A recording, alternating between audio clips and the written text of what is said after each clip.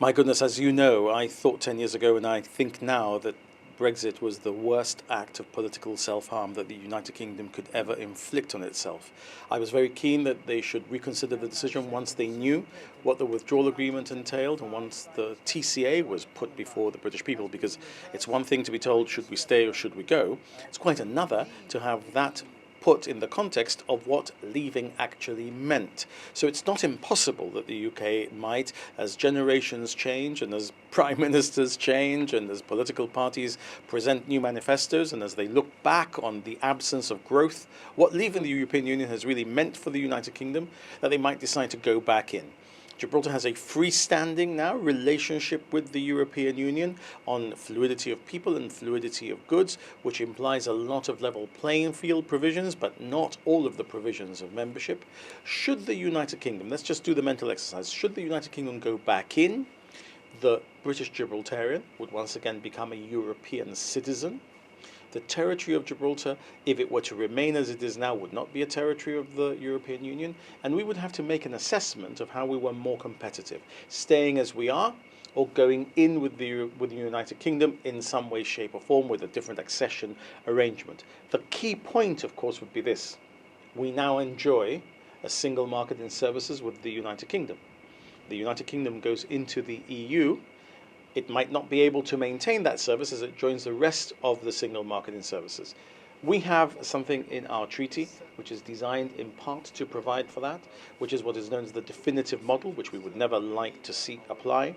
But there are some circumstances in which the definitive model might become relevant should the United Kingdom join the EU.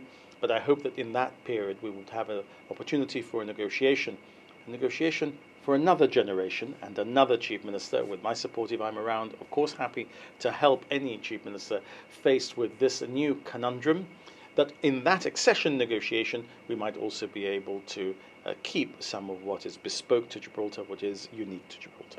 Well, Chief Minister, my next question was among those lines. Talk to me about the past 10 years, because you've had your work cut out for you.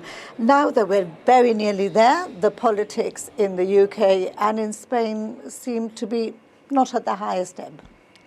Well, I tell you, the last 10 years have been probably the most difficult of my political career, the most difficult of my professional life, and the most difficult in my personal life. So they're not anything to write home about, although I'll be writing a lot about them once I've left office, because I think it's important to record what's happened in the past 10 years and how the good old ship Gibraltar has been able to navigate these very choppy waters to arrive at what I think is a magnificent port of final call now, to have these new treaty arrangements and to have been able to deal with pandemic and to deal with Brexit and to deal with where we were coming from in the context of Partido Popular, Margallo, etc. in the past 10 years, I think also says a lot about the journey that the Gibraltarians have been embarked upon. And of course, I couldn't have been prouder than to have been the captain of the ship in that difficult period. I always used to say, when we were in the hardest moments with Michael Yamas and with Joseph, the three of us, in endless flights,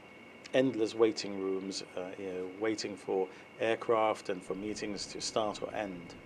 The only thing worse than being in charge now at this difficult time, for us, for the political addicts, would be not being in charge now, sitting outside, watching somebody else run this. 10 years later, we're now finally seeing the physical evidence of movement with the demolitions at the frontier. It's happening. So if you look at the catastrophe that was Brexit, we have worked extraordinarily hard with the support of teams throughout the government, with an incredible level of support from Whitehall, support we would never have had if it wasn't for Brexit. Real British support in every Whitehall department that has been relevant, led by the Foreign Office and the Director Europe, Director Europe in particular, Lindsay Appleby, who has had the misfortune of having job after job which involved contact with Gibraltar and ending up with his appointment as ambassador in Brussels. Support across the board at every level to produce what, if you pinched me, I would not have told you on the morning of the 24th of June 2016 could be the end game of what that Brexit morning gave us. I said to Nigel Farage in an interview, the only interview I've done on GB News. If this goes the right way, if we get this deal, and if it works like we expect it to work, you might still get me saying that the Brexit we did not want turned out to be the best possible thing for Gibraltar.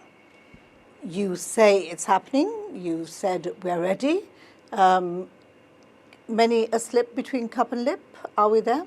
We're there. It's just a question now of getting that signature on the document. There's two signatures, one for the EU and one for the United Kingdom, and then the opportunity to start provisional application and then ratification.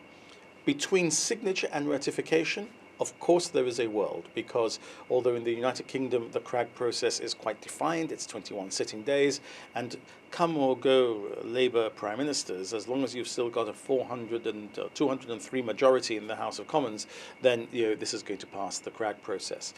In the European Parliament, it's more of a challenge, but I'm very confident it will pass with a very decent majority, that people will see the value of this. There is work to be done by the United Kingdom mission in Brussels, by the Gibraltar mission in Brussels, and by the Commission and the Council to ensure that the Parliament understand why this is a good deal for Europeans too, but I'm sure that we will get there.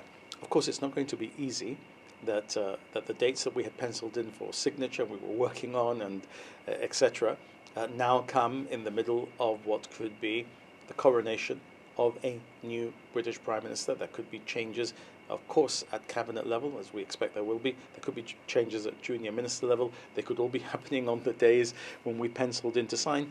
But that is logistics and practicality rather than concept somehow being rejected. But I thought it's just the final curveball that the gods have sent in my direction. And just because I've said it's likely the final one, there'll be a couple more to come.